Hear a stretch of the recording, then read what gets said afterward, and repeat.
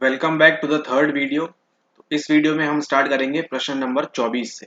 पिछले दो वीडियोस में हमने 1 से लेके 23 प्रश्न तक सॉल्व कर लिया है एंड इस वीडियो में स्टार्ट करेंगे हम प्रश्न नंबर 24 से आगे। तो अगर अभी तक आपने वो दो वीडियोस नहीं देखे हैं तो नीचे आप जाके लिंक में या फिर प्लेलिस्ट में जाके उनको एक्सेस कर सकते हैं।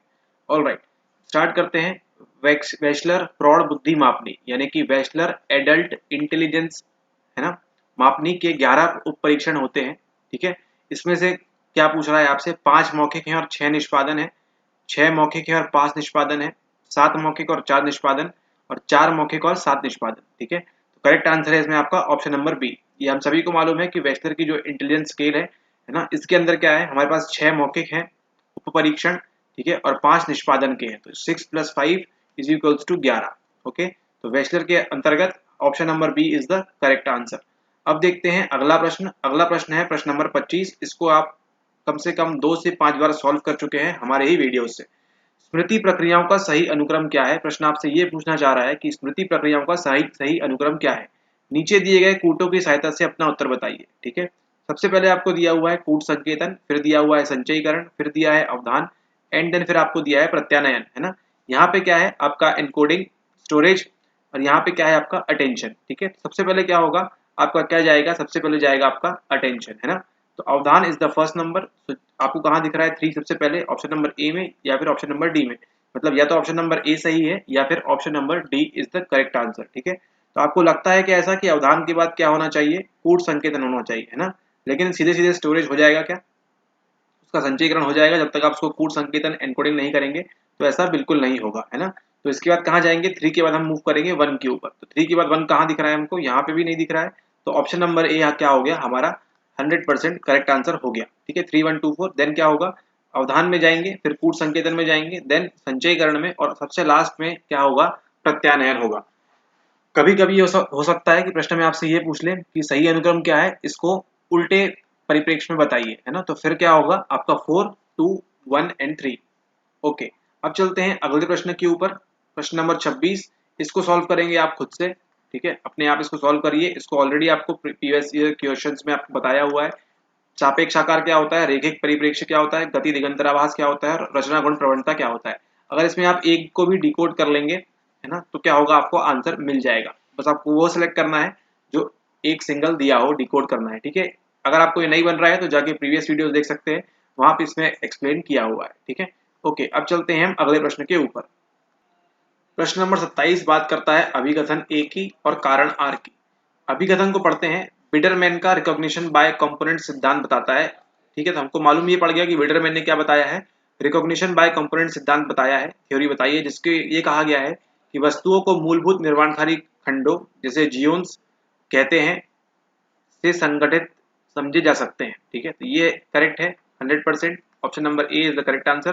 ठीक है, तो कारण आर क्या दे रहा है, अभिलक्षणों और जियोन्स के बीच संबंध मौजूद नहीं है। ऐसा कैसे हो सकता है, जियोन्स अभिलक्षणों जैसे किनारे कोने इत्यादि से संगठित नहीं होते हैं। ठीक है, तो ये तो आपका गलत है ना। तो ए आर क्या हो गया आपका, असत्य हो गया। तो ए असत्य है, ये गलत है। सी और आर दोनों सत्य है, ये भी नहीं है। ए और दोनों असत्य है, ये भी नहीं है। Option number D is the correct answer. A सत्य है परंतु आर असत्य है। ठीक है, बिटरमैन ने बताया सिद्धांत के अनुसार जिसे जियोन्स कहते हैं से संगठित समझे जा सकते हैं, वस्तुओं के क्या होते हैं, मूलभूत निर्माणकारी खंड। ठीक है, लेकिन जो कारण ये यहाँ बता रहा है ये बिल्कुल भी गलत है। ये क्या कह रहा है कि कोई संबंध मौजूद नहीं है, तो फिर ये भाई साहब क्यों बता रहे हैं। ठीक है, इसलिए option number D is the correct answer. जैसा कि पिछले वीडियो में बताया था आपको कि हमेशा इनके ऑर्डर पे ध्यान देना है, कभी कुछ ऊपर नीचे होता रहता है ना। इस प्रकार से यहाँ पे दिया हुआ है, तो इस बात का भी आपको क्या रखना है, अलर्टनेस रहना है ना, अटेंशन देना है आपको इसके ऊपर भी। ओके, अब चलते हैं अगले प्रश्न के ऊपर। फिर से एक अभिकथन और उसका सवाल है। अगला प्रश्न नंबर 28 आपसे कहता है अभिकथन, लोग सिर्फ भाव शून्यता के साथ आंकड़ों का संचय करते हैं और उनका प्रत्यानयन करते हैं। क्या आपको लगता है ऐसा कि लोग केवल भाव शून्यता के साथ आंकड़ों का संचय करेंगे और उनका प्रत्यानयन करेंगे? मनोवैज्ञानिक जानते हैं कि लोग अपने भूतकाल की संरचना स्वयं करते हैं। तो ये तो सही बात है, लेकिन ए क्या है, गलत है ना। तो ए असत्य है परंतु आर सत्य है, तो सी इज द करेक्ट आंसर। ठीक है, करेक्ट आंसर क्या है आपका, ए असत्य है परंतु आर सत्य है, ऑप्शन नंबर सी।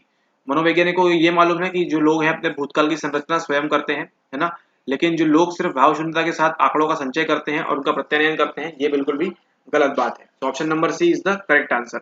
अगला सवाल जो है, इसको आप कई वीडियोस में देखा होगा आपने, उसको हमने सॉल्व किया हुआ है। फिर से यहाँ दिया हुआ है ऑप्शन नंबर 20 क्वेश्चन नंबर 29 में वेंट्रोमीडियल न्यूक्लियस हाइपोथैलेमस के नीचे की तरफ का केंद्रीय क्षेत्र किस ओर प्रवृत्त करता है। ठीक है, किस ओर प्रवृत्त करता है? अत्यधिक खाने की ओर, खाना बंद कर देना, सेक्स बंद कर देना, अत्यधिक मोटापा। करेक्ट आंसर है इसका ऑप्शन नंबर बी, खाना बंद कर देना। अगर आपके वेंट्रोमीडियल न्यूक्लियस हाइपोथैलेमस के नीचे की तरफ का जो केंद्रीय क्षेत्र होता है ये किसकी ओर प्रवृत्त करता है? आपको खाना बंद कर देना की ओर प्रवृत्त करता है। अब चलते हैं हम अगले प्रश्न के ऊपर। अगला दिया हुआ है आपको प्रश्न नंबर 30। ये कह रहा है अभिकथन ए, भूलने के व्यतिकरण सिद्धांत के अनुसार, है ना, इंटरफेरेंस थ्योरी के अनुसार भूलने के विस्मृति अंतर्वर्ती कार्य जो मूल कार्य तथा उसके स्मरण के बीच घटित होता है कि कारण उत्पन्न होती है। सही बात है। कारण दिया हुआ है अंतर्वर्ती कार्य स्मृति अवशेष को कमजोर करता है, ये भी सही बात है, लेकिन ये जो है इस चीज को कहीं भी जस्टिफाई नहीं कर रहा है। ठीक है, तो हमारा आंसर क्या होगा? ऑप्शन नंबर बी, ए और आर दोनों सत्य है परंतु आर ए की सही व्याख्या नहीं है। ठीक है, अब चलते हैं अगले प्रश्न के ऊपर। अगला प्रश्न है हमारा प्रश्न नंबर 31 में आपको दिया हुआ है संवेग, यहाँ दिए हुए हैं भय, क्रोध, अवसाद और तंत्रिका गतिविधि की बात की गई है। ठीक है, कि भय के दौरान क्या गतिविधि होगी, क्रोध के दौरान क्या गतिविधि होगी एंड अवसाद के दौरान कौन सी गतिविधि होगी। ठीक है, तो देखते हैं सबसे पहले भय के बारे में। ठीक है, भय क्या करेगा आपको? क्या आपको भय के दौरान परासहानुभूति मूलक और भाव प्रबोधन ये गतिविधि करना स्टार्ट करेगा, या फिर आपकी सहानुभूति मूलक भाव प्रबोधन, या फिर सहानुभूति मूलक तथा परासहानुभूति मूलक भाव प्रबोधन। ठीक है, तो भय के लिए क्या जाएगा आपका? ऑप्शन नंबर 2 सहानुभूति का मूलक भाव प्रबोधन जाएगा, है ना। क्रोध की बात करें, क्रोध क्या करेगा? क्रोध में आपके जाएंगे सहानुभूति मूलक तथा पर सहानुभूति मूलक भाव प्रबोधन। एंड अवसाद के बारे में बात करें, अवसाद के दौरान क्या जाएगा आपका? मनोदैहिक नहीं जाएगा, अवसाद के दौरान आपका जाएगा परासहानुभूति मूलक भाव प्रबोधन। ठीक है, तो पी के साथ 3, क्यू के साथ पी के साथ 2, क्यू के साथ 3 एंड आर के साथ 1। ऑलराइट, तो इसका आंसर हम देखते हैं कहाँ पे है। 2, 3, 1 हमको मिल रहा है ऑप्शन नंबर ए के अंतर्गत, है ना। 2, 3, 1 पी के साथ 2, आपके भय के साथ जाएगा सहानुभूति मूलक भाव प्रबोधन, क्रोध के साथ जाएगा ऑप्शन नंबर 3, अवसाद के साथ जाएगा आपका परासहानुभूति मूलक भाव प्रबोधन। तो option number A is the correct answer. अब हम चलते